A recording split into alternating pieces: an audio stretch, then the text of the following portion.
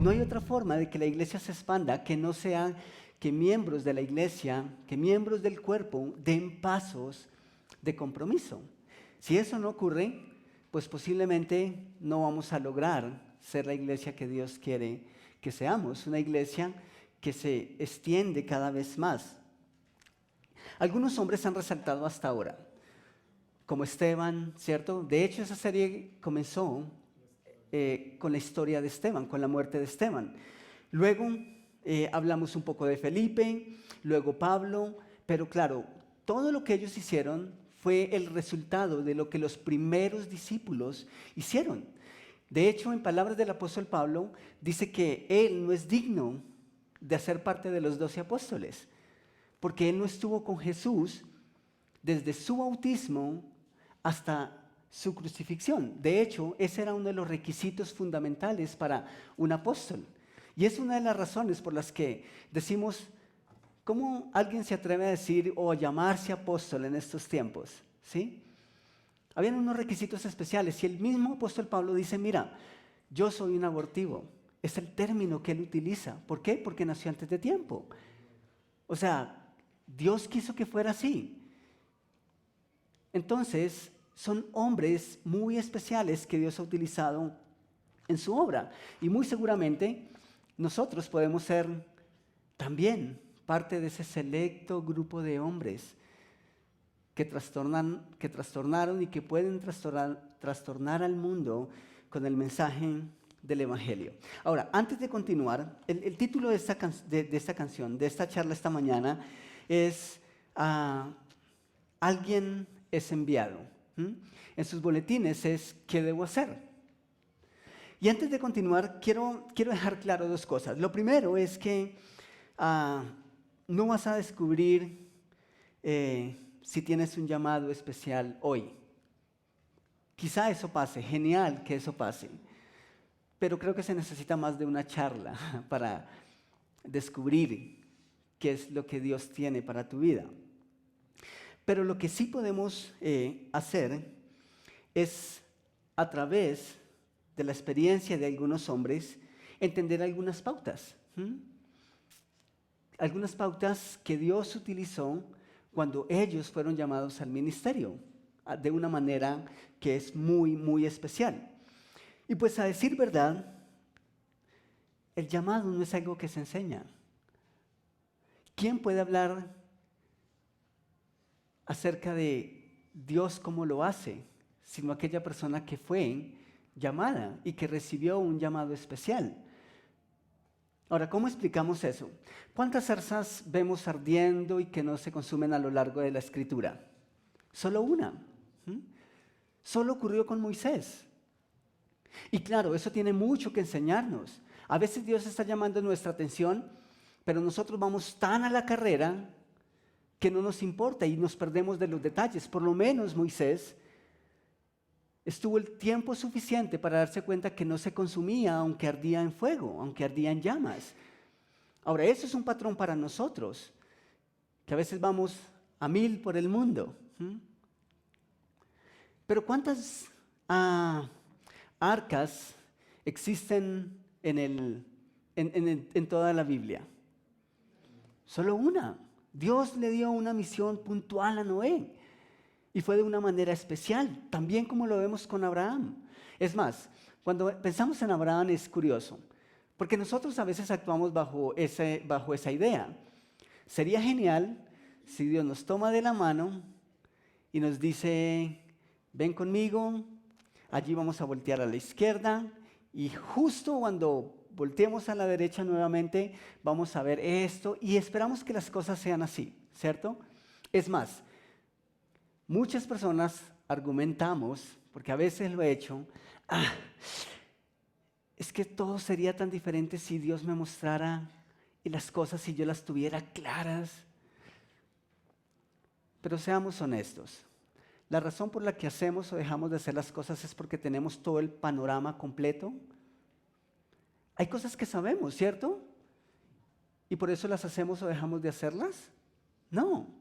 Entonces, en medio de todo eso no deja de ser una excusa, ¿cierto? O sea, si supiéramos todo, ¿lo haríamos? creo que el que sabemos poco y a veces no lo hacemos es garantía de que si sabemos más, menos vamos a poder hacer, ¿cierto? Es un principio sencillo. Entonces, uno de esos hombres a los que vamos a tratar de recordar esta mañana y tratar de tomar algunas pautas, no digo que eso es una regla general y que si tú tienes esas cosas, si has dado esos pasos, entonces ya estás listo. No creo, pero tal vez sea una buena ayuda. Así que vamos a ir a Hechos capítulo 9 y vamos a mirar desde el versículo 1 hasta el versículo 6. Hechos capítulo 9, versículos 1 al 6. Y nos encontramos con la conversión del apóstol Pablo. Y dice el versículo 1, dice, pero yendo por el camino, aconteció que al llegar cerca de Damasco, repentinamente lo rodeó un resplandor de luz del cielo, y cayendo en tierra oyó una voz del cielo que le decía, Saulo, Saulo, ¿por qué me persigues? A propósito, cada vez que Dios en la Escritura menciona 2 veces el nombre, o sea, seguidamente, es un llamado de urgencia. O sea, es un llamado de atención, es urgente. Y aquí le dice, Saulo, Saulo, ¿por qué me persigues? Él dijo, ¿quién eres, Señor? Y Pablo le dijo, Jesús le dijo, yo soy Jesús, a quien tú persigues. Dura cosa te es dar coces contra el aguijón. Él, temblando y temeroso, dijo, Señor, ¿qué quieres que yo haga? Interesante. ¿Quién eres, Señor? ¿Notan lo que estaba pasando con Pablo? ¿Pablo realmente conocía al Señor? No. Hasta ahora, de hecho, seguía y perseguía a todos los que eran creyentes y seguidores de Jesús, por cuanto Pablo estaba convencido que era una mentira. Y Pablo estaba empeñado en acabar con la proclamación del Evangelio. O sea, estaba en contra de la iglesia, por ende, en contra de Jesús. Entonces, Pablo ahora conoce a Jesús de manera real y personal. Y por sorpresa para él, la persona a la que había negado todo el tiempo, ahora se le aparecía, tenía un encuentro personal con él. Entonces, ¿cuál es el primer paso? Si nosotros queremos experimentar el propósito de Dios en nuestra vida, pues tenemos que conocer a Jesús de manera personal. Todo comienza por eso. Si tú no has conocido a Jesús como Salvador personal, entonces no hay forma de que lo sepas. Es con Él que comienza todo. Es a partir de esa realidad que nosotros podemos experimentar todo lo demás. Experimentar nuestros talentos, nuestros dones y quizá experimentar un llamado especial, si es que lo tenemos. Ahora, cuando nosotros hablamos de llamados especiales, porque algunas personas, si bien conocieron a Jesús, simplemente están en la iglesia y tienen sus propios planes y está bien. No hay ningún problema en eso. Dios constituyó a unos maestros, abogados, a otros les dio la capacidad de trabajar en las ciencias, de ser profesores, administradores, eso está bien. Y si tú eres una persona a la que Dios ha llamado a trabajar en una empresa, está bien. Congrégate, sirve a la iglesia y está bien. Pero si Dios llamó a otras personas a ir a otras culturas, a proclamar su nombre de una manera especial, su mensaje, a un ministerio especial. Conozco personas que hacen un ministerio con personas de la calle, que habitan en la calle. Y todos los fines de semana se levantan, preparan unas buenas jarras de chocolate, tienen pan listo y se van a repartir. Eso es un ministerio. Pero ¿cuántas personas hacen eso? ¿Cómo descubrieron estas personas que querían hacer eso si no fue porque Dios colocó un sentido en su corazón, un deseo, un anhelo en su corazón? Y obviamente lo conocieron porque lo escucharon de Jesús.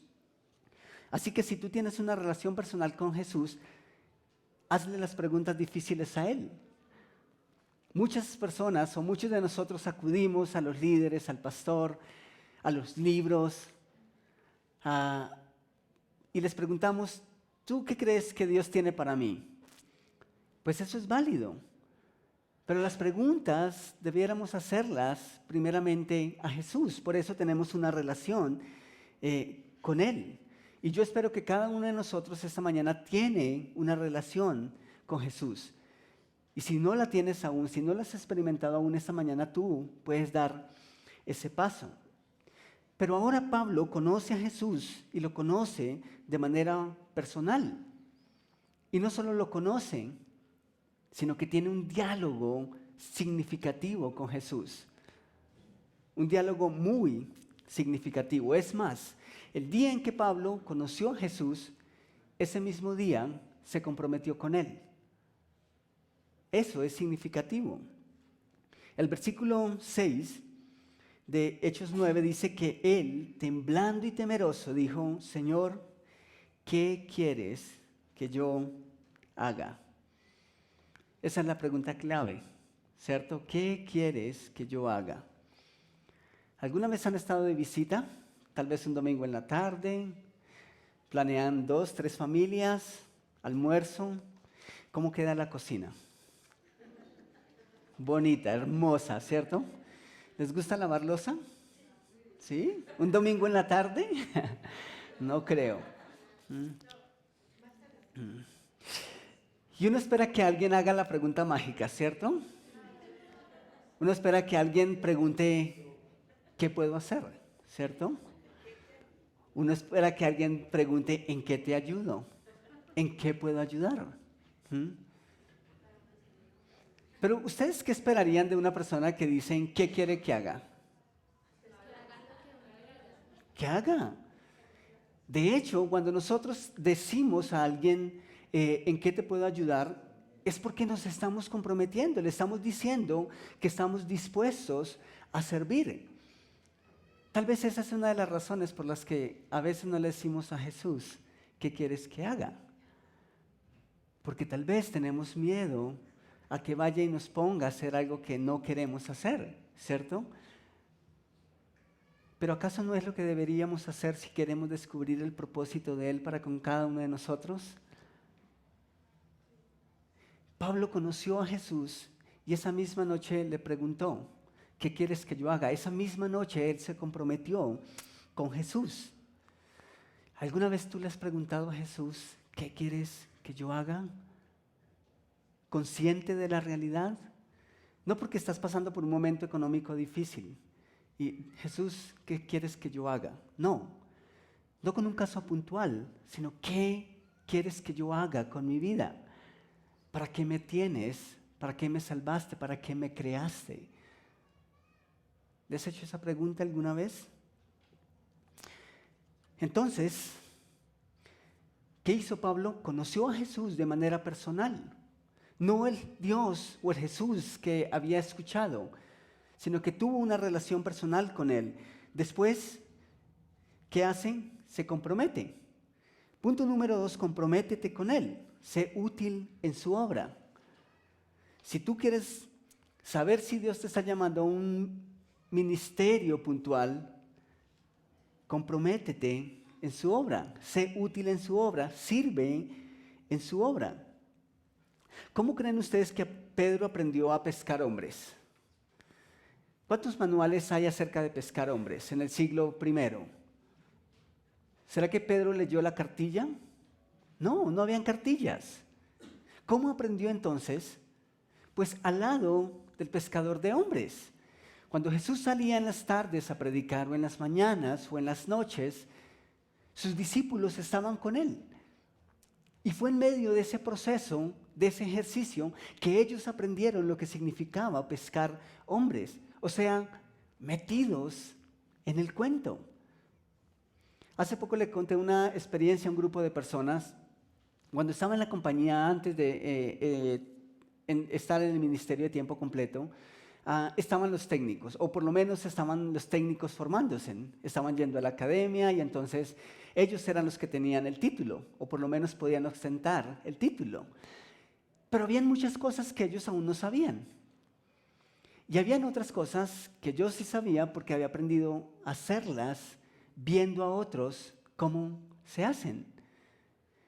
Esa es la forma más fácil de aprender. Las cartillas ayudan. Ahora, gracias a Dios, tenemos el manual de Dios para nosotros, que es la Biblia. Pero la forma más práctica que tenemos de aprender algo es haciéndolo. Decimos que una lección no es aprendida hasta que no es vivida. Solo hasta que vivimos una realidad podemos decir que hemos aprendido esa verdad. De otra manera, nada ha ocurrido. Me gusta pensar que Pablo se encontraba haciendo algo con lo que pensaba que agradaba a Dios, de hecho. ¿Y saben cómo lo hacía Pablo? Lo hacía con una pasión impresionante. Estaba completamente comprometido y apasionado con lo que hacía, aunque estaba mal. Y saben, a menudo Dios usa esa misma pasión, ese mismo ímpetu a su favor. Si tú estás sirviendo, ¿con qué pasión lo estás haciendo? ¿Con qué nivel de compromiso lo estás haciendo?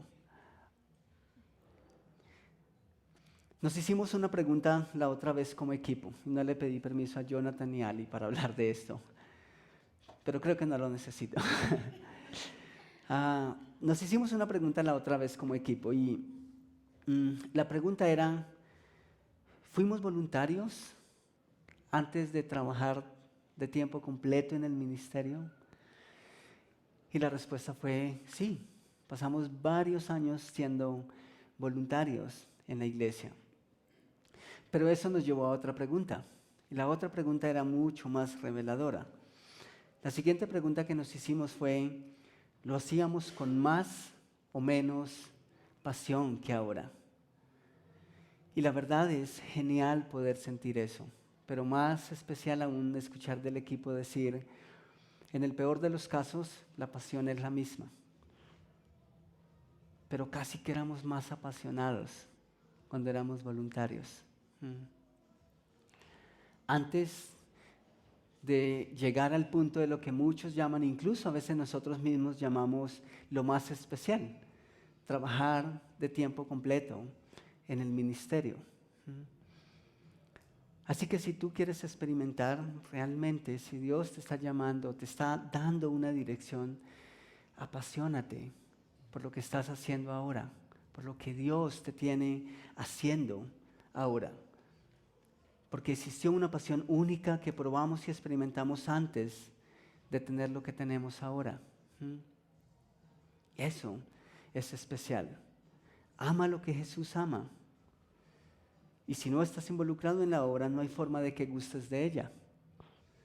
Si no estás involucrado, no hay forma de que experimentes si Dios te tiene para algo especial o no. En la parte B del versículo 6, el Señor le dijo, cuando Pablo le pregunta, el Señor le dice, levántate y entra en la ciudad, y allí se te dirá lo que debes hacer.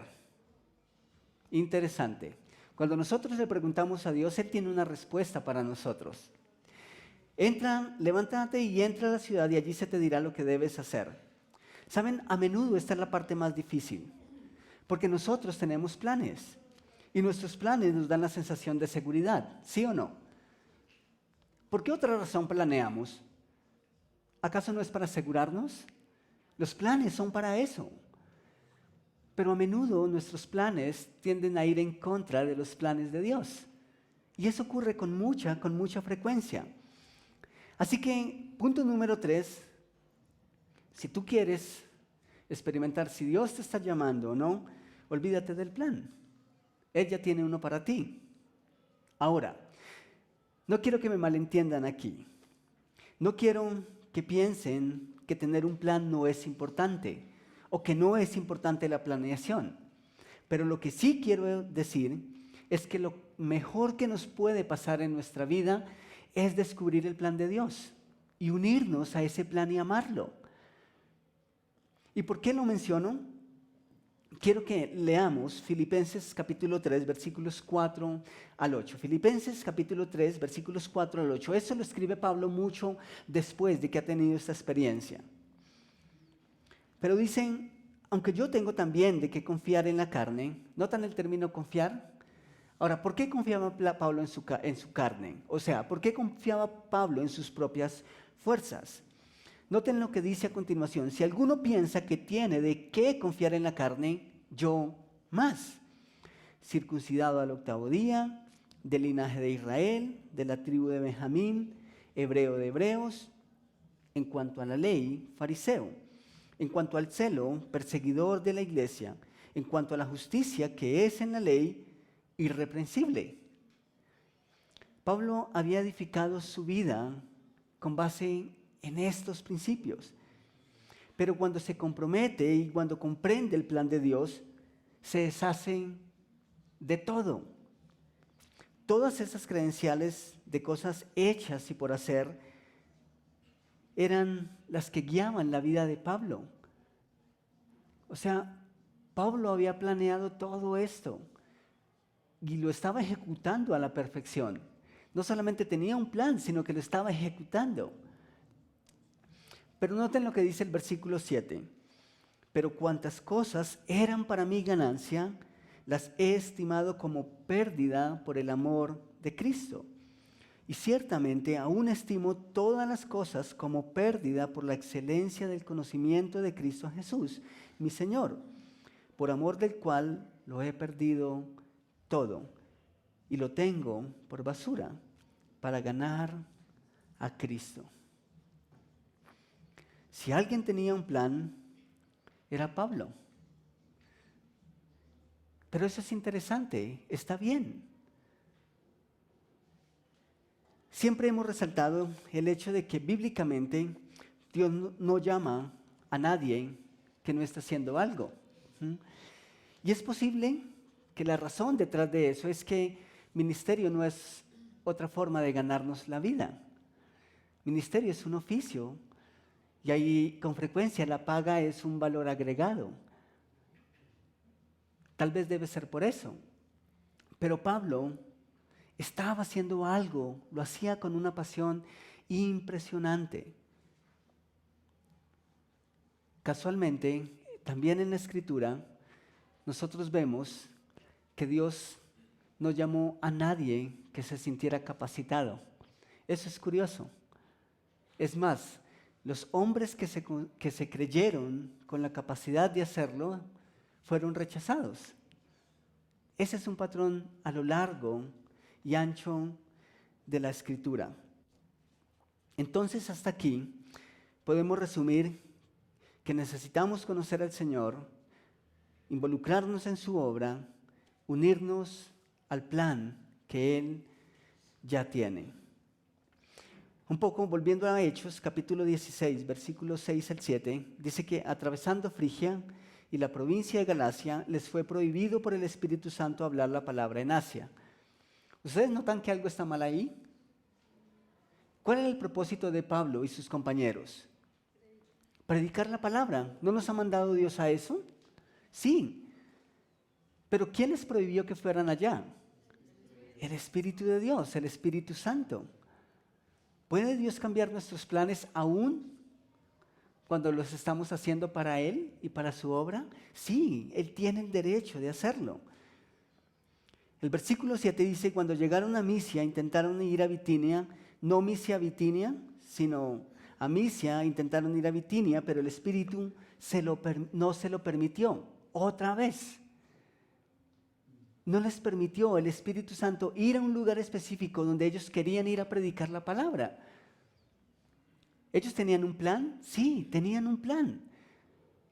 Pero Dios dijo, no, está bien que ustedes quieran honrarme, pero ese no es mi plan. No quiero hacerlo así, ni quiero hacerlo ahora. A propósito, después de impedir ese viaje, Pablo tiene una visión acerca de un hombre en Macedonia. Y no es casualidad que los creyentes en Macedonia no solo escucharon el Evangelio, sino que fueron de las iglesias más comprometidas con el Evangelio. Incluso las iglesias de las cuales Pablo diría después que dieron a la obra, refiriéndose a la parte económica, mucho más allá de sus fuerzas. Entonces, noten lo que Dios estaba haciendo. Ellos tenían planes de ir a una provincia, de ir a unas islas, pero el Espíritu Santo dice no quiero que vayan allá. Pablo tiene una visión de Dios que lo obliga a ir en otra dirección. Y mira lo que Dios te estaba preparando allá. Eso es genial. Los planes de Dios siempre son mejores que los nuestros. Siempre va a ser así. Ahora, ¿significa eso que la gente de Asia no conoció el Evangelio? No. Dios en su momento permitió que el Evangelio llegara allá y de hecho de una manera muy especial. De hecho, el Evangelio a toda esa zona no llegó por parte de Pablo, sino por personas que escucharon el Evangelio a través de Pablo estando en este punto. Eso es interesante. Pero Dios lo hace a su forma y en su tiempo. Entonces, después de habernos involucrado, unido al plan de Dios, necesitamos unirnos a otros. Necesitamos, punto número 4, trabajar en equipo con otros. O sea, permitir que otros conozcan nuestros sueños, compartirlos con ellos es importante. Yo recuerdo con amigos de mi adolescencia, 15, 16 años, sentados en el balcón donde se reunía la iglesia, casi a la madrugada, tomando tinto y soñando y preguntándonos qué va a pasar cuando el pastor ya no esté. ¿Vamos a ir a un instituto? ¿A dónde nos quiere Dios? Fueron muchas noches de adolescencia en ese plan, pero eso fue significativo en un momento crucial en mi vida. De ese grupo, 2 fuimos al instituto.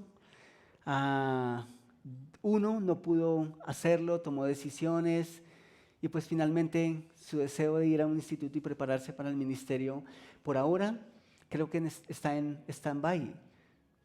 Pero aún así siento que Dios lo usa y lo puede utilizar. En Hechos capítulo 9, versículos 17 al 22, dice, después de la conversión, dice, hermano Saulo, el Señor Jesús, que se te apareció en el camino por donde venías, me ha enviado para que recibas la vista y seas lleno del Espíritu Santo. Al instante cayeron de sus ojos como escamas y recobró la vista. Se levantó y fue bautizado y habiendo tomado alimento recobró las fuerzas. Y estuvo Saulo por algunos días, ¿con quiénes? Con los discípulos que estaban en Damasco. Enseguida predicaba a Cristo en las sinagogas, diciendo que éste era el Hijo de Dios. Y todos los que lo oían estaban atónitos y decían, ¿no es este el que asolaba en Jerusalén a los que invocaban este nombre? Y a eso vino acá, para llevarlos presos ante los principales sacerdotes. Pero Saulo mucho más se enardecía y confundía a los judíos que vivían en Damasco, demostrando que Jesús era el Cristo. Efectivamente, habían algunos que se oponían a Pablo y su ministerio, especialmente por sus antecedentes respecto a la iglesia. Y, de hecho, una noche tuvo que salir de ahí porque planeaban matarlo, planeaban acabar con su vida. Pero noten lo que ocurrió en el versículo 26. Cuando llegó a Jerusalén, recuerden que hablamos de Jerusalén como el epicentro, como la planta de donde se originaba todo, porque estaba la iglesia madre ahí. Dice, cuando llegó a Jerusalén, trataba de juntarse con los discípulos, pero todos le tenían miedo. Eso tiene sentido, ¿cierto? No creyendo que fuera discípulo. Entonces Bernabé, tomándolo, lo trajo a los apóstoles y les contó cómo Saulo había visto en el camino al Señor, el cual le había hablado, y cómo en Damasco había hablado valerosamente en el nombre de Jesús. Y estaban con ellos en Jerusalén. Entraba y salía y hablaba con valentía en el nombre del Señor y discutía con los griegos, pero estos intentaban matarlo. Entonces las iglesias tenían paz por toda Judea, Galilea y Samaria. Eran edificados andando en el temor del Señor y se acrecentaban fortalecidos por el poder del Espíritu Santo.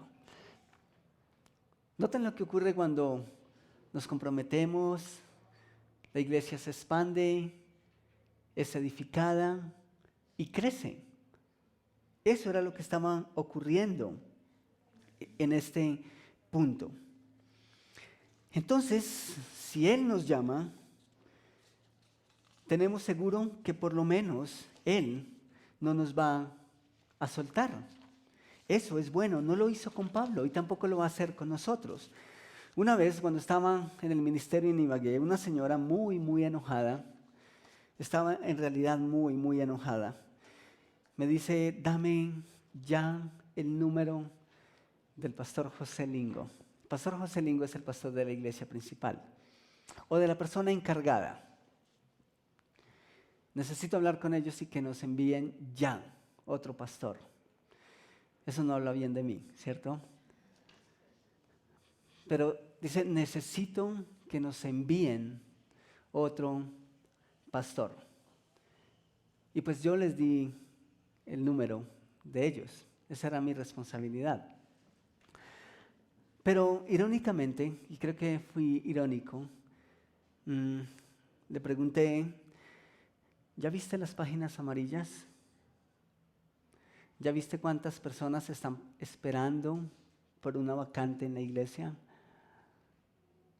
¿Saben? Ministerio no se trata de eso. Va mucho más allá. Y desde entonces yo sé que he tomado decisiones y muchas veces me he equivocado, yo lo sé. Pero el que me ha traído hasta aquí ha sido Él, es Dios. Y estoy seguro porque nunca lo planeé. Él lo ha hecho y ha sido un caminar con Él. Así que por último, quiero hacer énfasis en un punto más. Punto número 5, sé fiel, cualquiera que sea tu llamado. Sé fiel, cualquiera que sea la responsabilidad que Dios te ha dado. Ama lo que sea que Dios te guíe a hacer y te haga sentir que estás en el centro de su voluntad. Eso es lo que importa. En 1 Corintios capítulo 9, versículos 15 al 17, dice, sin embargo, yo jamás me he valido de ninguno de esos derechos. Y no escribo esto para sugerir que es mi deseo comenzar a hacerlo ahora. De hecho, preferiría morir antes que perder mi derecho a jactarme de predicar sin cobrar. Sin embargo, predicar la buena noticia no es algo de lo que pueda jactarme. Estoy obligado por Dios a hacerlo. Y notan lo que dice, qué terrible sería para mí si no predicara la buena noticia. Si lo hiciera por mi propia iniciativa, merecería que me paguen, pero no tengo opción, porque Dios me ha encomendado este deber sagrado. Este texto no necesita ser explicado, ¿cierto? Pablo sabía que de cualquier manera su responsabilidad era comunicar el Evangelio. No importa lo que Dios nos haya llamado a hacer o nos tenga haciendo, nuestra responsabilidad es comunicar la buena nueva. En Filipenses capítulo 3, versículos 12 al 16, Pablo dice lo siguiente, un poco después, no es que ya lo haya conseguido todo o que ya sea perfecto. Sin embargo, sigo adelante esperando alcanzar aquello para lo cual Cristo Jesús me alcanzó a mí. Hermanos, no pienso que yo mismo lo haya logrado ya. Más bien, una cosa hago. ¿Qué tal si nosotros esta mañana decimos, Jesús, yo no sé si estoy en el lugar correcto. Yo no sé si ya lo he hecho todo. Yo no sé si me tienes para esto o para aquello. Pero ¿qué tal si le decimos una cosa queremos hacer? Queremos olvidar lo que queda atrás y queremos esforzarnos por alcanzar lo que está adelante. Y Pablo dice, sigo avanzando hacia la meta para ganar el premio que Dios ofrece mediante su llamamiento celestial en Cristo Jesús. Así que escuchen los perfectos. Todos debemos tener este modo de pensar. Y si en algo piensan de forma diferente, Dios les hará ver esto también.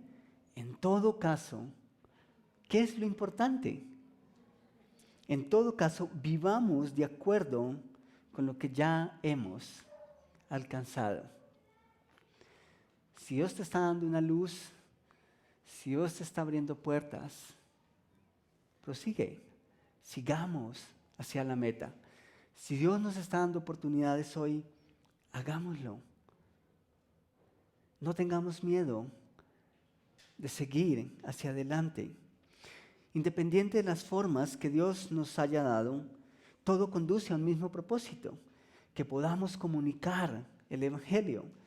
Cada día, cada instante, sé fiel a la oportunidad que tienes de hacerlo, a la oportunidad que Dios te ha dado. No dejemos pasar un día sin deleitarnos en la relación que tenemos con Jesús. Ese es el primer paso.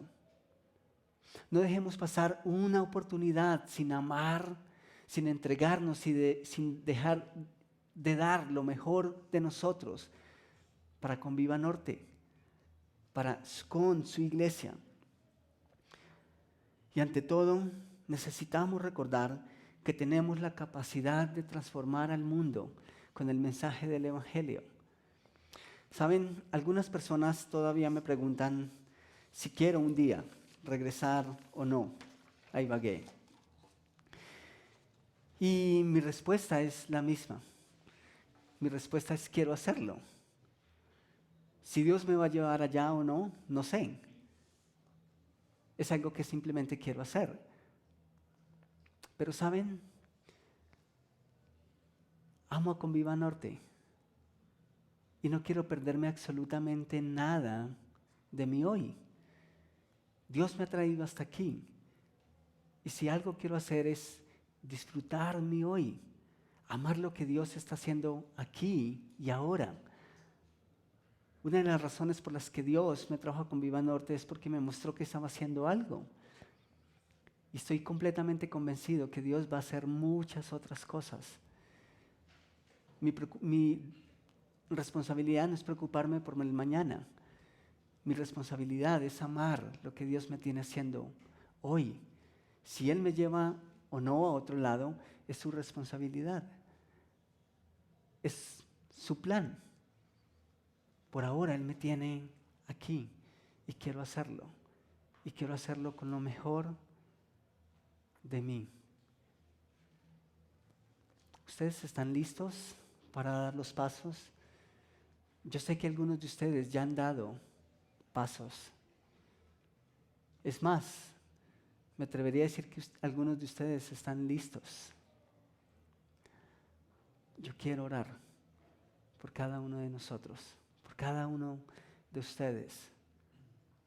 Yo sé que Dios nos está desafiando y quiere llevarnos hacia lo que Él ha preparado para nosotros.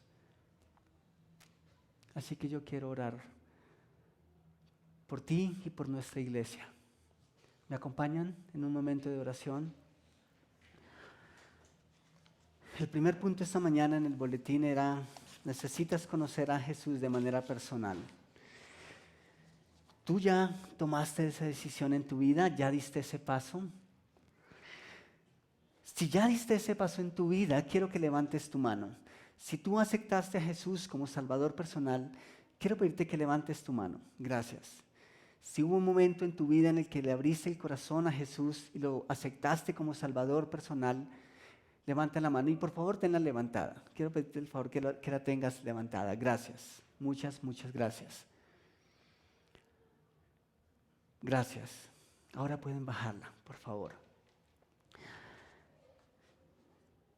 Ahora quiero preguntarte a ti que no has tomado una decisión. ¿Hay alguien en este lugar que no tiene claro si ha aceptado a Cristo en su corazón como Salvador personal? Si no lo tienes claro, levanta la mano, por favor. ¿Hay alguien? ¿Hay alguien que con mano levantada diga, yo nunca lo he hecho? Es más, no sé a qué se refiere. Tal vez estás aquí y quieres saberlo, pero tienes temor, tienes tal vez miedos. Está bien. Es apenas normal que esas cosas pasen. Lo que no es normal es que Dios toque en nuestro corazón, que hable en nuestra vida y nosotros podamos hacer caso omiso a su llamado. Así que si tú no lo tienes claro en tu corazón, en tu vida, yo te invito. Tal vez no puedes hacerlo ahora, tal vez puedes hacerlo al finalizar este servicio, pero haz las preguntas necesitas dar ese primer paso. No para que seas un pastor, no para que seas un misionero, no para que seas un ministro, un voluntario, sino porque tú necesitas arreglar tus cosas con Dios. Necesitas dar ese paso. Y Padre, yo te doy gracias esta mañana por cada uno de nosotros que ha experimentado una relación contigo. Gracias, Señor, por salvarnos, por darnos el regalo de la vida eterna y por dar propósito a nuestra vida. Y Padre, gracias por permitirnos ser parte de lo que tú ya estás haciendo, de trabajar en tu obra, de estar comprometidos contigo en esa parte, pero también, Señor, gracias por darnos a probar de tu plan, por hacernos partícipes y por lo menos un día a la vez nosotros poderlo conocer y apuntarnos. Yo sé, Rey, que muchos de nosotros ya nos encontramos en ese nivel y te doy gracias por ellos, por nosotros. Y Padre, también tenemos planes y a veces nos cuesta dejarlos. Es difícil hacerlo. Pero yo te ruego, Señor, que si tú nos das a conocer tu plan, nosotros podamos abrazarlo y estar dispuestos a renunciar a todo lo demás. Así que yo ruego porque nosotros podamos verlo, que podamos conocerlo. Y Señor, también nos has dado el privilegio de trabajar en equipo. Y eso es importante. Tú trabajaste con un equipo, no porque no pudieras hacerlo solo, sino porque es una forma de unir fuerzas y de llegar más lejos. Así que yo te ruego porque podamos seguirlo haciendo en equipo. Y Padre, de una manera muy, muy, muy especial, que nosotros podamos seguir siendo fieles. Es lo que nos va a conducir a algo mayor. Si nosotros no somos fieles en lo que tú nos tienes haciendo ahora o lo que nos estás llamando a ser ahora, no hay forma de que podamos avanzar. Así que yo te ruego, Señor, que cada uno de nosotros día a día sea presentado delante de ti como obrero fiel, que no tiene de qué tener miedo, que no tiene reproche. Yo te ruego, Señor, por cada uno de mis hermanos, que podamos experimentar esto cada día, Señor, cada día de nuestras vidas, cada día que tú nos regalas, que sea una nueva oportunidad para explotar, para experimentar y para deleitarnos en aquello para lo cual nos has llamado, Rey. En el nombre de tu Hijo, amén.